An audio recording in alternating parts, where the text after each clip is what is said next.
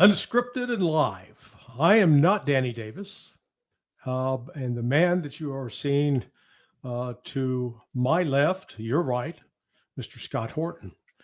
Danny is off on a well-deserved vacation, so I'm offered to fill in for him, and Scott volunteered to come on as well. Welcome, Brother Horton. Thank you very much for having me. It's great to be here with you. I'm just home from vacation. I was in New Hampshire for a week and had a great time. So now I have to work hard again more. So happy to be here with you. Yeah, at least you went to New Hampshire where you weren't going to freeze to death. You know, if you go, it's beautiful up there. Just love if you learn to ski in New Hampshire, it's like ice skating on the side of a mountain. Oh yeah. Well, I don't think I got the nerve to go there in the wintertime. Yeah, I did it Wildcat and it's good. Mount Washington. That's all quite a place. So let's start with the Iran-Israel. I call it kabuki theater in part. I mean, it was a real war. What's been your take on it? How much of it has been scripted? How much of it has been unscripted? And what's your overall assessment? Well, I mean, it's essentially a huge risk that they're taking here, and I sure wish that they wouldn't. At the time we're recording this, Trump is declaring victory and saying he's got a ceasefire and it's going to stick and the war's over and everything's fine. The Times is reporting, I guess Trump is saying that they have talks scheduled for next week where the Americans will reiterate their demand that there can be no enrichment whatsoever there. Now, I know the DIA is saying that the damage was, I don't know necessarily minimal, but at least did not completely destroy the entire centrifuge system there at Fordo. However, I don't know if you saw this, but Seymour Hersh put out a thing today saying his buddies told him that, yeah, that's right, but that wasn't the point. They didn't want to do that because it could be dangerous in releasing radioactive material and this and that. And what they wanted to do was just destroy all the entrances and all the ventilation shafts and just seal the place so no one can get in or out. Anybody in there be buried alive, and nobody could get in there other than potentially they could dig a new, some kind of mine shaft down in there and get material out or whatever, which I guess would be a separate problem. But sure. He was saying, their assessment was it seemed to have worked as far as that goes. The question is, in the larger sense, does this mean simply that the regime now breaks out towards a nuclear weapon, or even that they just insist that in their talks, as they always have, that you can go to hell with your zero enrichment demands? We're never giving into that. And so you can just keep bombing us. We'll just keep getting taller mountains and deeper tunnels and figure out a way to do it. Or exactly what? I don't know. Well, let me take you it's back. Very unlikely the Ayatollah is just going to give in on enrichment now. And if he doesn't, that gives us two choices. We can either just keep bombing him, or we can go for regime change, in which case you open up a whole new set of issues beyond that. Well, let me take you back in history. I don't know. Did you write anything in 2017, 2018 when it was claimed that Syria had carried out chemical weapon attacks on Syrian civilians? I have a section on that in my previous book, Enough Already. Yeah. I don't know what conclusion did you come to? Well, it's three major fake sarin attacks. First in Ghouta, then Khan Shaykhun, and then in Douma. The first was in the summer of 2013, and then was April of 2017, and then 18. And I show in those books, with a lot of help from a lot of great journalists, how in all three cases, the official narrative was not true. In the first case, it was a false flag. Right. In the second case, it was an airstrike that did create some kind of poison cloud, which they just embellished into a chemical attack. But it was essentially just a mix of fertilizers and pesticides and water and poison in this airstrike on this building where a bunch of bin Ladenites were meeting. And then they just embellished that into this whole attack. That was at Khan Shaykhun. And then in Douma, it seems like, I don't know if anybody knows exactly what happened to the bodies that were filmed in the hallway and the stairway of the apartment complex and all of that, but it was clearly fake that the two capsules had been dropped from a helicopter. One had supposedly, landed right on this bed, had gone through the roof and landed on this bed, but there was no damage to the thing from having gone through a bunch of steel and concrete. Right. And then, and Moon of Alabama debunked it that day. It was the whole thing was a hoax. And then down at the local hospital, they had put on this whole show of hosing people down and giving them albuterol inhalers and all this stuff, and just kind of trying to create a panic and this kind of thing to embellish the story. But it's pretty clearly fake from the very beginning. Of course, on the third case there, Peter Hitchens from the Daily Mail and the great Aaron Maté from the Gray Zone, they both got documents from inside the Organization for the Prohibition of Chemical Weapons. Sorry, I was trying to think of my initials there. From inside there about the internal disputes where the real scientists knew the truth and then were essentially stymied and supplanted by political leadership that was bent on coming up with the correct outcome for the politicians' demands rather than the real scientific proof of what had happened there. And in that case, I think they eventually even had dumbed it down from sarin to just chlorine, but then just the symptoms didn't match with chlorine attack, poisoning, and whatever. So it goes to show that in all three of those cases, what we're talking about here was by far, you know, compared to mainstream media, it was just the buried minority report. We didn't even get to have our side of the story. They just went with these narratives, Right. you know, like it was Saddam's you know, nuclear program or whatever, just full speed ahead with the narrative on all three of those. And where even to this day, people still believe the lies about them. Yeah, no, it was, and the reason I bring it up, and people say, well, why are you talking about that when we're talking about Iran-Iraq or the Iran-Israel war? Same thing. Say in terms, it's same thing in this regard. Fake pretext. Well, it was a fake pretext. It was an intelligence operation. In the case of Syria, it was the British MI6 had the lead. CIA was cooperating using the white helmets, who were basically a front group. Then when it came time for the U.S. to strike militarily, here's the other dimension. I had access to somebody who was directly involved with the operations center based at Al Udeid at the time.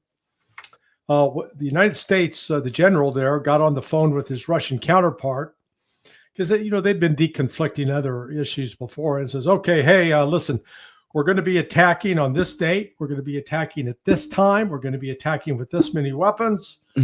So every time, and this even goes back to 2013 when Obama was talking about doing it, we were coordinating with the Russians in advance, and the Russians in turn were warning off the Syrians. So it was all just as we saw Saturday night, the obliteration, and the next day at Al Udeid, the response by Iran. It's I call it kabuki theater. Well, let me ask you. So, start with the second one first here. I should be interviewing you for this whole show, quite frankly. I mean, that is my job. I'm the interviewer.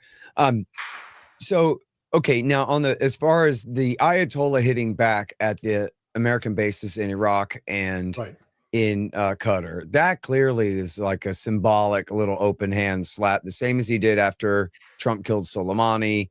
And when they had that kind of tit for tat in the summer of 2019 over the Khatib al-Hezbollah supposed attacks in Iraq and all that. Where Trump, and then they shot down the drone ultimately, and Trump let them get the last word in both cases. Same thing here. America bombs the crap out of them. They hit the empty corner of a base. They announced beforehand, hey, the missiles are coming, make sure to try to shoot them down. But in other words, just to save the barest bit of face for his domestic population, the Ayatollah can't just sit still and do nothing, but he does essentially next to nothing in order to telegraph that, look, I really don't want to fight you, which is, of course, completely against the narrative that this guy's completely insane and hell-bent on, you know, creating the apocalypse. You can bring back the 12th Imam and all of this stuff. That, in fact, he's very cautious, and he does not want to get in a fight with the United States of America that he knows can carpet bomb his country off the face of the earth. We've all seen the footage from Richard Nixon carpet bombing Vietnam and know what a B-52 could do to a city, even without nuclear weapons, right? They don't want to mess with that. The Ayatollah knows that Trump's got a quick temper too, dude. What are you really going to do with a problem like the USA, and especially with Donald Trump at the helm? If from the Ayatollah's point of view, he has to be very cautious. But now let me follow up and ask you what you really mean, though, about the kabuki thing with the attacks on the nuclear facilities, because well, there's one, the Hirsch thing that I already mentioned, but there's the question of, I mean, they did drop what, a dozen or something, dozen and a half bunker buster bombs down there. They're certainly were trying to destroy the thing. Or you're saying that that was mostly a symbolic kind of a thing and telegraphed to the Ayatollah in advance as well? The structure at Fordo is 400 meters underground. Okay. I was involved 20 years ago, but in exercises, military exercises, where we were looking at some of these exact scenarios on how do you attack these underground targets. And sort of the lesson learned out of it was don't do it. It's not, it's not going to make a difference.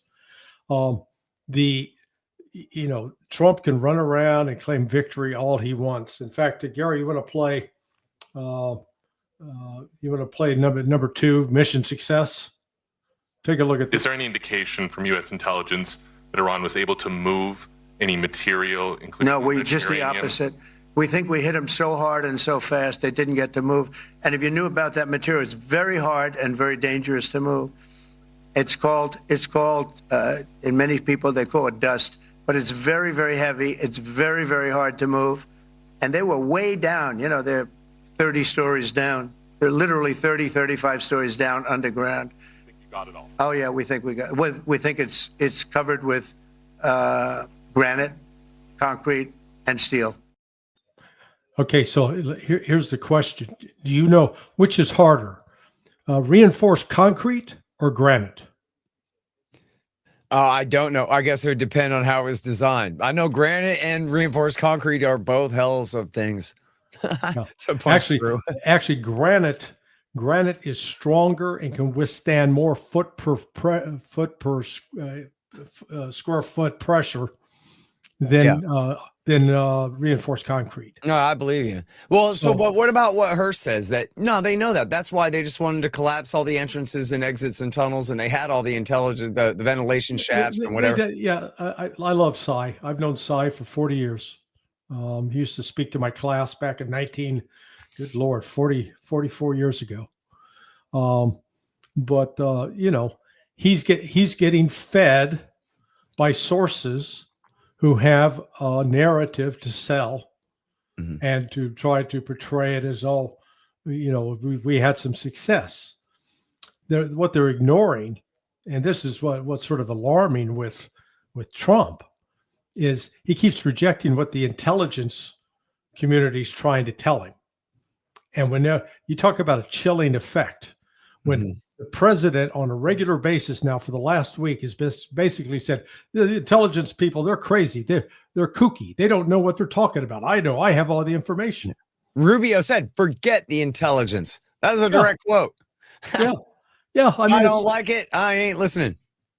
I've been there on the other side where you've got an administration dedicated to a particular policy. Yeah.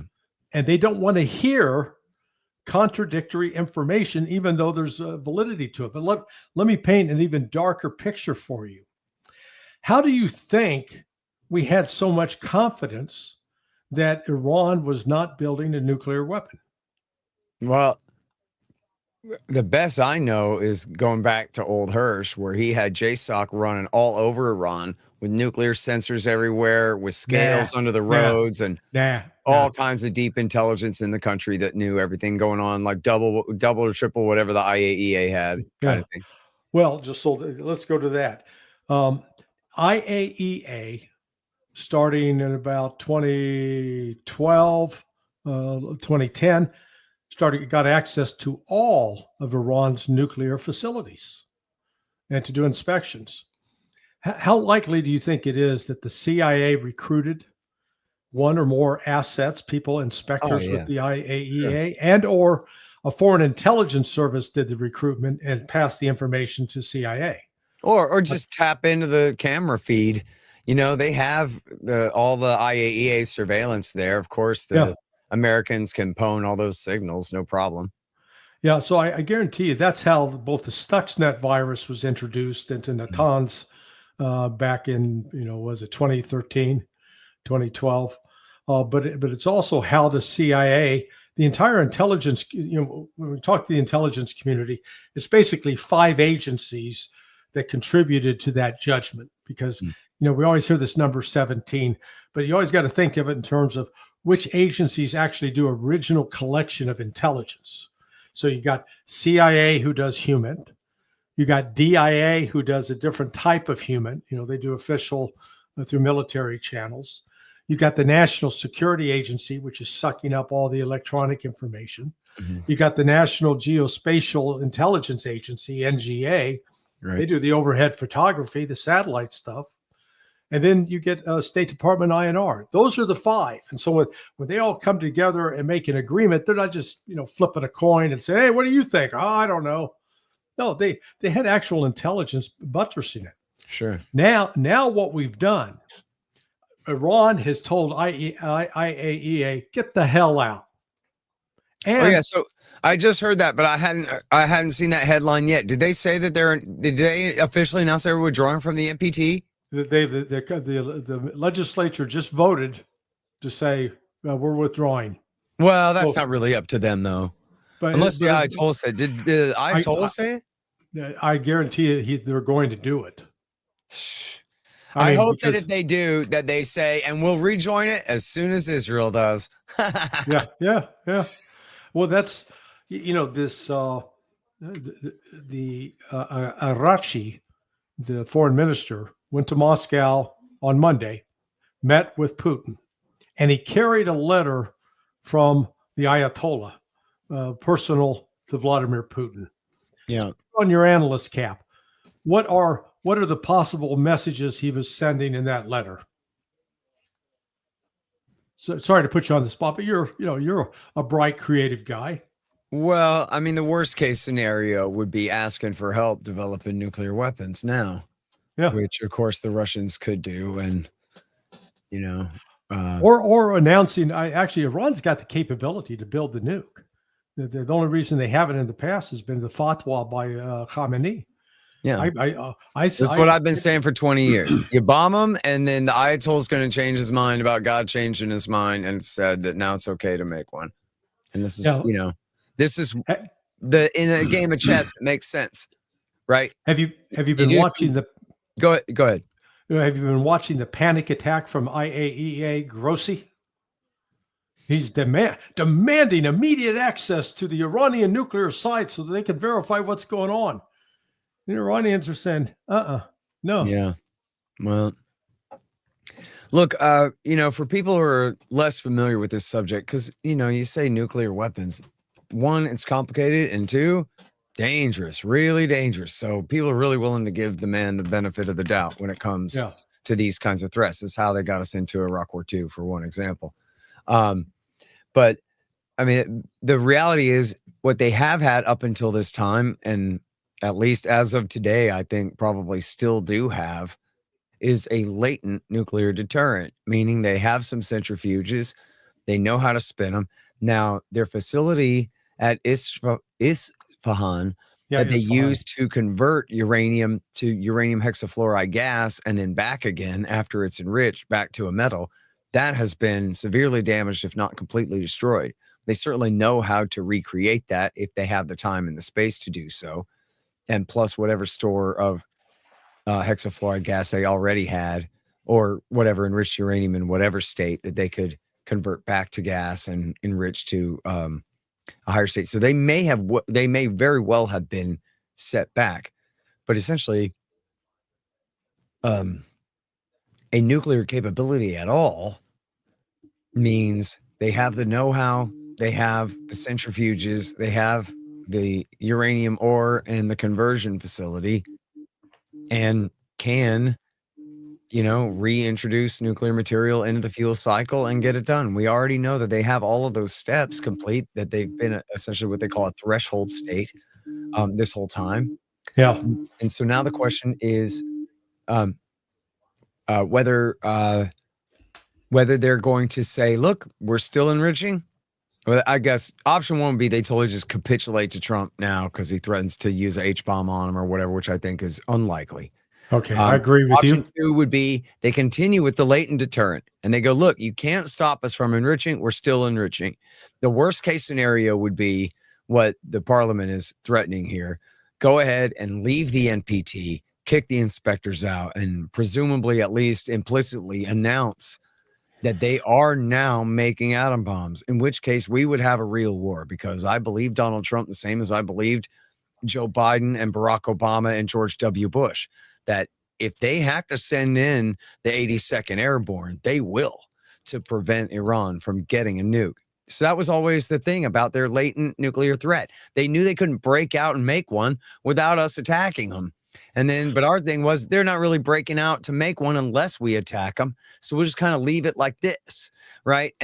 But Donald Trump has gone along with Netanyahu and changing that status quo, and now pushing them toward being much more likely to go ahead and break out toward one, meaning then we'd have to either do another major air campaign and just maintain permanent air dominance over Iran from now on, bomb anything that looks like they're developing anything in the country, in this kind of permanent state of semi-air war over Persia, or do a regime change and start killing mullahs until they're ready to reinstall the monarch, or what? You know what I mean? Like they're putting us down this path, which I think is your real point. You call it the Kabuki theater, point being mission not accomplished, right? What have you done? You're half-assed, halfway into this thing, and how are you gonna solve it now that you made it worse, right? Why do you think Trump has been so exaggerated, so insistent on attacking like this, the initial intelligence assessment from DIA, which was based on overhead photography, which was based upon signal intelligence. It wasn't, again, just analysts flipping a coin trying to make a guess. Yeah. Why do you think Trump is so desperate in his efforts to delegitimize the intelligence community? I don't want to give the guy too much benefit of the doubt, but I mean, it'd be easy to imagine that that's just what they told him. Mr. President, we dropped 13 bombs down the same hole and we blasted their ass. It was beautiful. There was, gilded furniture in pieces everywhere. And Trump can relate with that. And so, in fact, I read a thing, I guess this was in the Hirsch thing, that they've been practicing this at White Sands forever, and dropping these bunker busters, these 30,000 pound deep earth penetrators that are they have these delayed fuses. So they shoot one, like I read about this years ago, but they essentially shoot a superheated type explosion straight down. Then there's another secondary charge that it also explodes as a shaped charge that also explodes even further down through the new space that has been created by the superheated, whatever the thing, whatever. And then, so I can imagine, even with granite, you drop 14 of those in a row down the same hole, and they have, obviously very advanced guidance kits where they for many years have been able to fly a bomb down a chimney or an air vent or something like that. So you do that over and over and over again. I don't know how many it takes, but it seems to me like, at some point, dig this center of the earth with a damn thing, right? You don't need a nuke presuming you have, such an advanced supply of the thing, or, a high volume of the things to drop.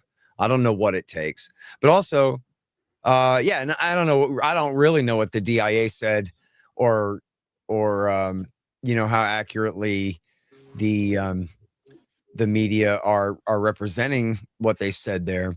It does make sense to me what Hirsch said, that they kind of knew they can't get all the way down to the thing, but they just decided, screw it, who cares? We'll just seal the thing off, and then have fun being buried alive, pal. Or have fun, trying to dig a new shaft down there without us seeing you and bombing you too later, or, that kind of thing. So I'm not saying I know that that's right, but I'm saying on the face of it seemed like what he was saying made sense, that they kind of recognized, well, gee, we're not going to be able to dig down that deep, but we can collapse the tunnels and the air vents and so forth, and just, like that. So let me suggest that part of what's going on, and I maintain that a lot of this, it was staged with the cooperation and knowledge of Iran and Russia. First, you remember when the first report showed up that the B-2s had taken off from Missouri, just south of where I was born? No, I admit I had to quit Twitter. So I am kind of flying with one eye closed here, man. I am Okay, a little well, bit detached from all the latest breaking news cycle stuff, and that way I have all these other projects I've been working on, and it's just all kind of right. Well, so timing. but basically, it was about 32 to 36 hours, round trip.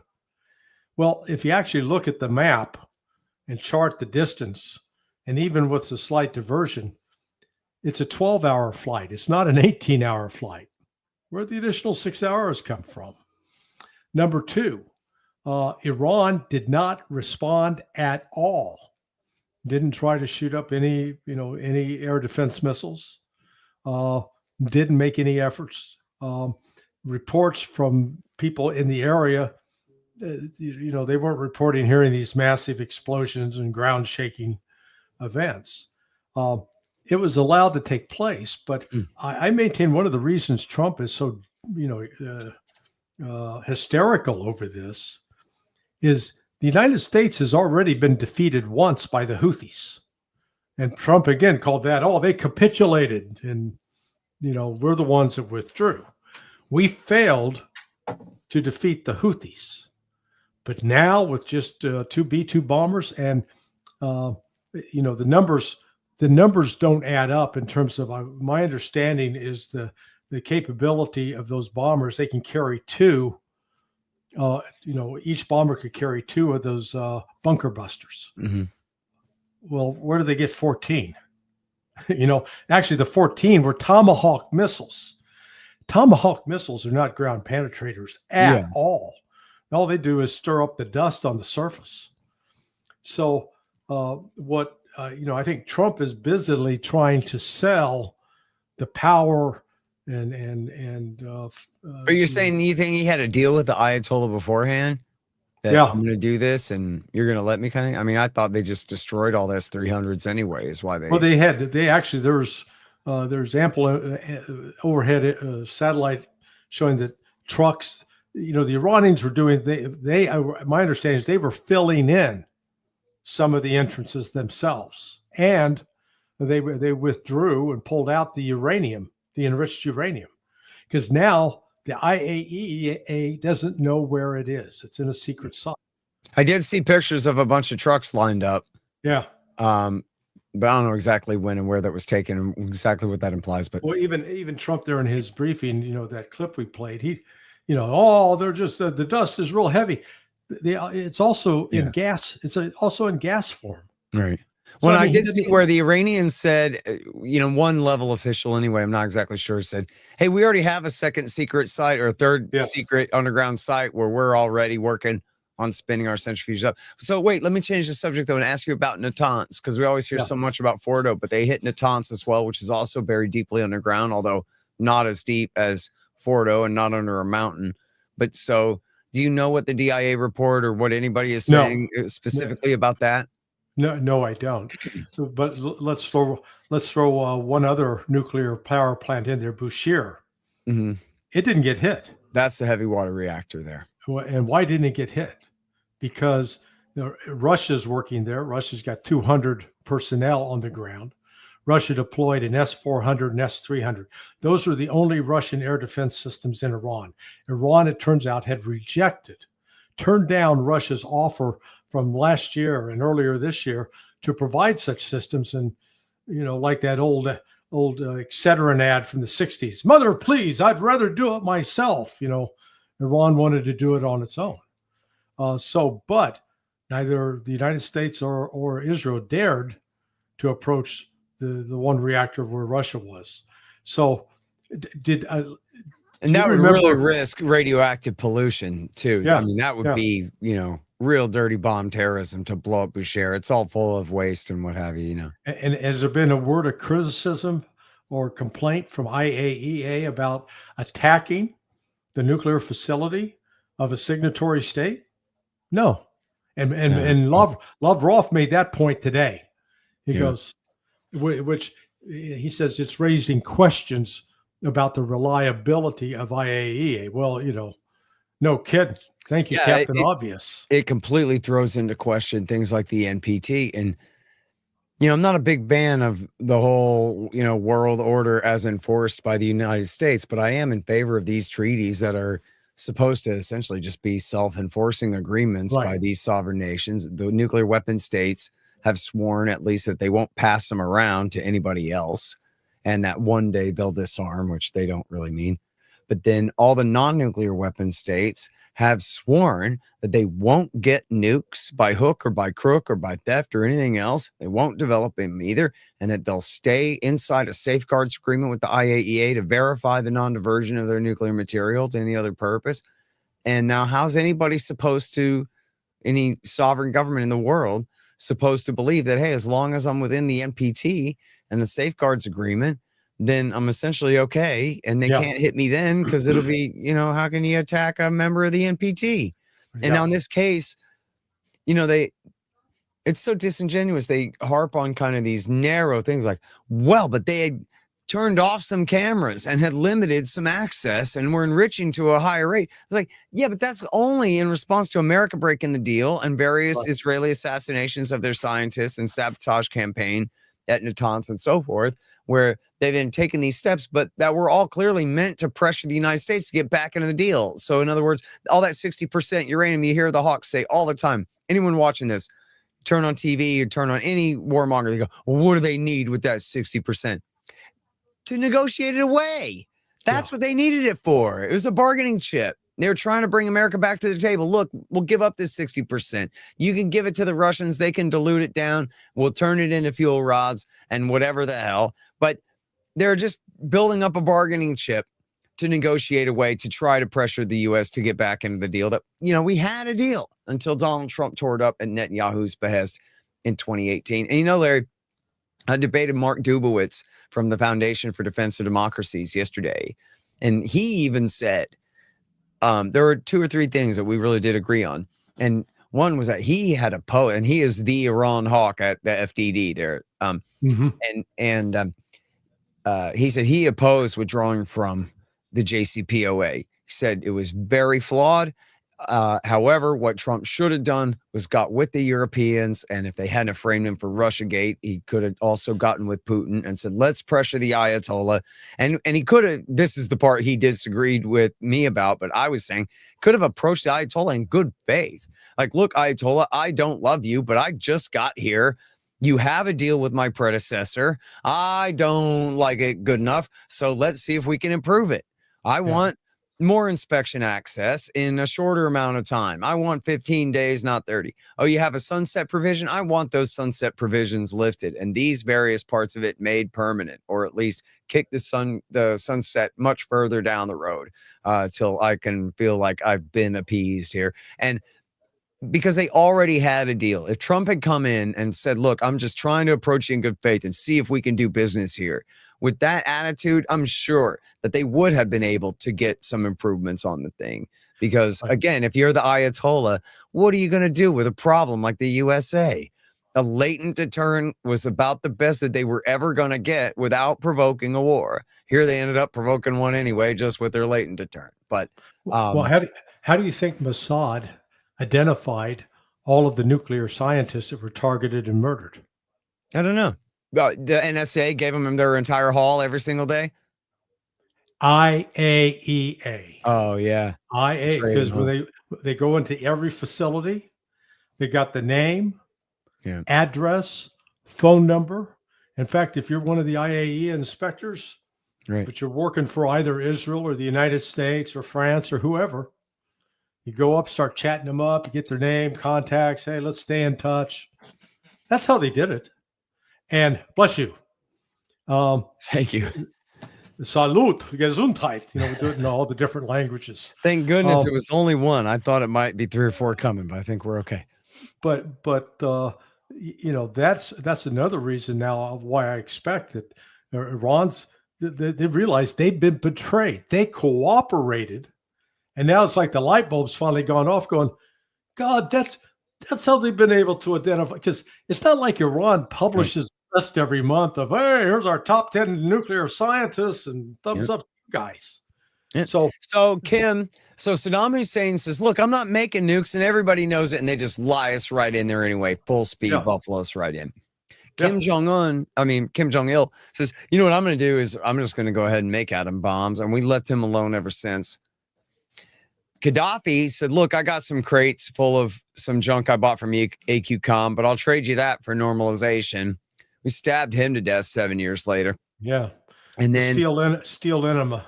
Yeah. And then the Ayatollah says, look, I got threshold status, but I'm within the rules. My books are wide open. You got your inspections. Hands up, don't shoot. And we go ahead and shoot him anyway.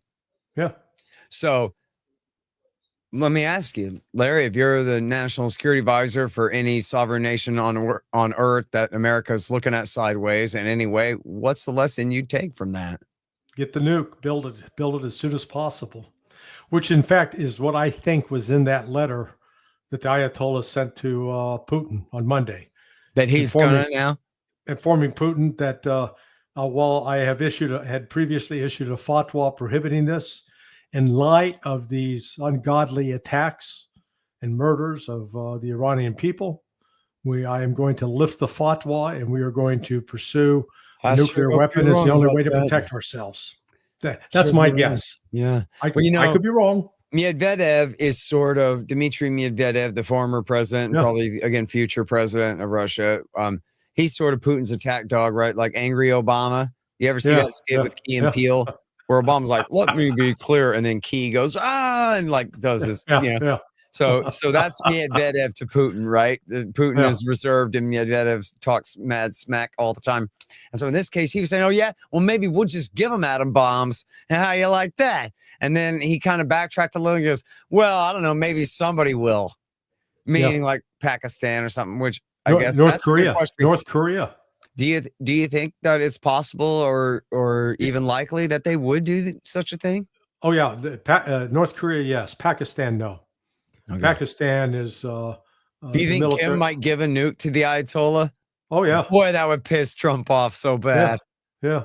No, I think that's where they've entered this territory now. Yeah. Gary, let's play that number 3 clip about Iran and negotiations. I want to get Scott to comment on this. Are you interested in restarting negotiations with Iran? And if so, have they reciprocated? So our people, Marco could answer, but our people are not, I'm not. The way I look at it, they fought, the war's done, and, you know, I could get a statement that they're not going to go nuclear. We're probably going to ask for that, but they're not going to be doing it. But they're not going to be doing it anyway. They've had it. What do you make of that? Do you think what sort of mood for negotiating do you think Iran is in right now? Well, so it really depends on the actual success or failure of that mission. If they have, I suppose I'm trying to look at it from Trump's point of view here. Yeah. Like, let's say they just truly decimated everything going on at Natanz, Fordo, and Isfahan in such a way as to really put him back to 2006. Like, God damn, we're going to start this thing all damn over again. And he's threatening that, look, man, if you try again, I'm just going to bomb you again more. Forget it. Like, don't you know I'm loco? I just proved I'm worse than W. Bush. I'll kill you, dude. And then, so he's proven that he's willing to go that far already. It's a fact that he is. So going into negotiations here, Trump has a pretty strong hand, right? Whereas the Ayatollah's only real threat is, well, if you try a ground invasion, it will be very difficult, right? Where Trump's answer to that is, I'm not interested in that. I'll just bomb you from the sky. You know, so it is, I have to say, Larry, I think it is within the realm of possibility, although I have to say I still think it's very unlikely, but I'm starting with, like, you know, the devil's case first here, you know, Trump's scenario here first.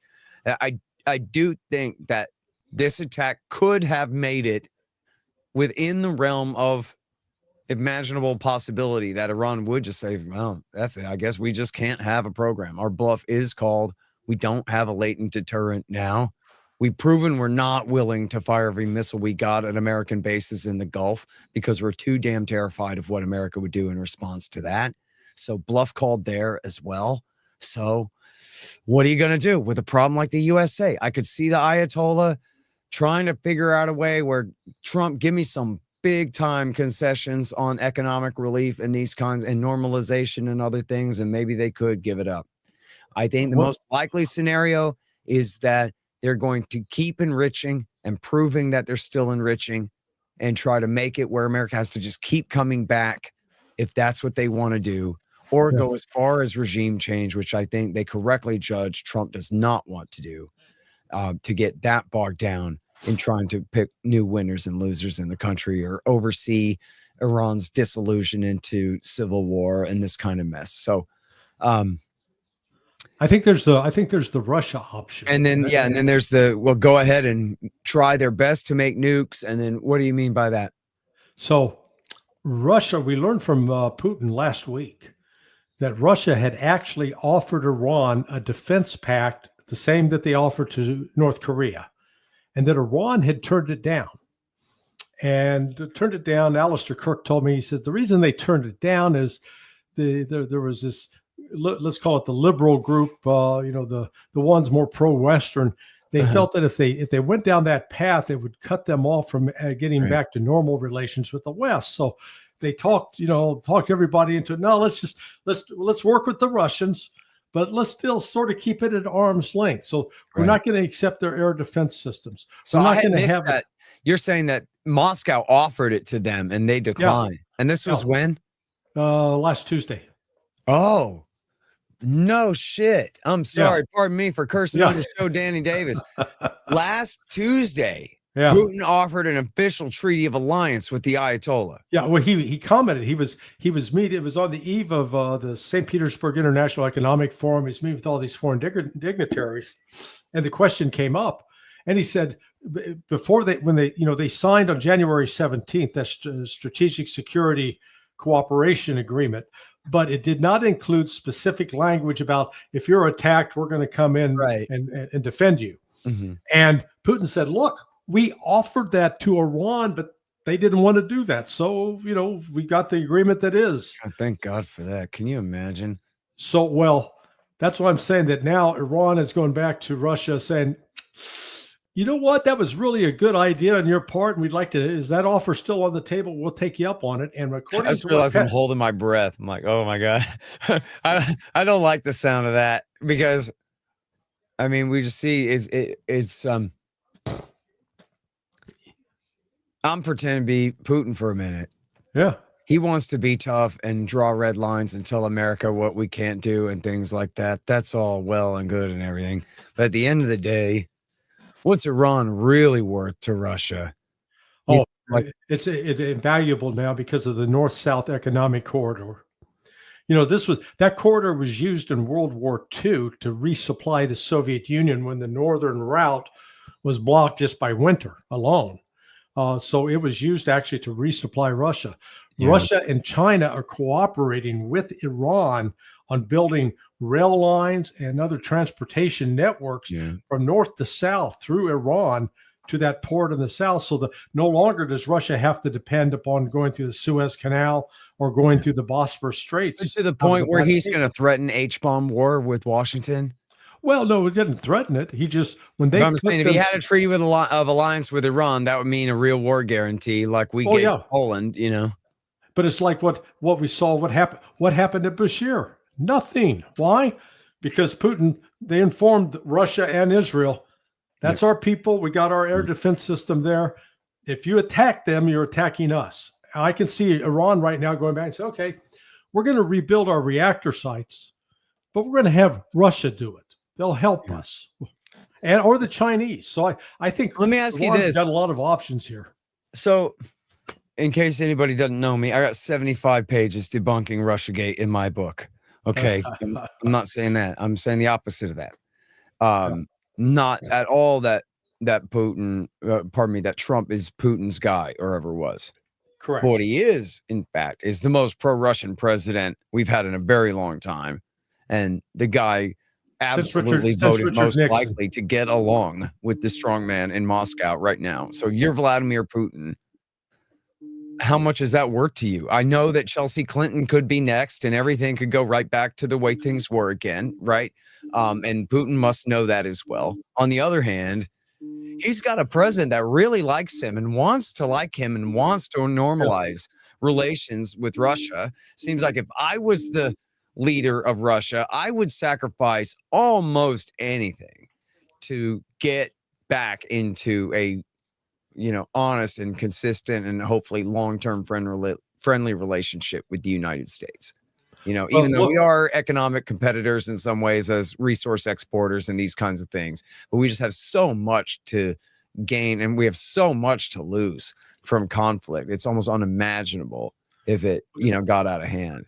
Well, just as you wrote in your book about the bogus war in 2003 against Saddam Hussein, this war against Iran had nothing to do with the nuclear enrichment, nothing to do with building a nuclear weapon. This is all about regime change, because the United States and the West, they want a pliable regime in place it's another move on the chessboard about defeating Russia and China, because Iran is now a critical component. Think about the oil wealth that both Iran and Russia now bring to the BRICS table. It's significant. Yeah. And all of a sudden that poses a direct threat to the West. Yeah. That's what this is. I think that's what this is about. But it is, I think your latest book, Provoked, how's it doing? 7 months at #1 in War and Peace on Amazon. See, I got it right back here. Thank you very much. I'm very happy and proud to see that back Right there. Every there. time I see on the judges show, I'm like, look Yeah. at the book. I noted today it didn't have the #1 bestseller in War and Peace badge on it, so I went and clicked to see, and it's my last book. Enough Already is #1 in War and Peace, so that's okay to be bumped by myself, I guess. Enough Already is my book on the Middle East. Provoked is Eastern Europe there, and both along the same lines, of course, about America's post-Cold War strategy of global domination blowing up in everybody's face. So it's all about. So where do you want people to come look for you when they want to say, we want the words of wisdom of Scott Horton? Well, it's a long list of websites, I'll tell you. I'm the director of the Libertarian Institute, which I couldn't be more proud of. I got a really great group of guys there, about 25 of the greatest writers and podcasters and authors. We publish about 15 books, and we're growing all the time and doing really great work over there, libertarianinstitute.org. And then I'm the editorial director of antiwar.com, which is the most important project on the internet. Read Dave DeCamp and Kyle Anzalone and all of our great regular contributors and everybody there at antiwar.com. We've been running you there and stories about you since 2003 or 4 at least, in my memory. And then my show is at scotthorton.org and at youtube.com/Scott Horton Show. And I got more than 6,000 interviews going back to 2003, proving how good I was on everything the whole time. And my books are at Amazon, Provoked, Enough Already, and my name, all that'll pull right up for you. And I got an announcement too, which is I have a brand new project going on for the libertarians in the audience. You might be familiar with the great Tom Woods and his Liberty Classroom, where he has all these great professors and experts explaining all the kinds of things you should have learned in school and in college that you didn't because your teacher sucked, but he's got great ones. So we're doing that same kind of thing, only it's called the Scott Horton Academy of Foreign Policy and Freedom. And it's me and a bunch of really great guys, including Ramsey Baroud on Palestine, Jim Bovard on his great career in journalism, William Bupert on how we lost every war since 1945, CJ Kilmer on how Woodrow Wilson was the worst person who ever lived. And then we have, all kinds of other great stuff, in the pipeline too. That's all at scotthortonacademy.com. If you go there now, you can enter your email address, so you'll be the first to know when we go live here, hopefully in the next few weeks from now. Great. Hey, listen, thanks for doing this. On behalf of Danny Davis, I'm a last minute replacement. The great Mr. Davis, Colonel Davis, will be back with everybody next week. But Scott, thank you for bringing your wisdom, insight, and analysis. Appreciate it. Thank you very much. Great to be with you.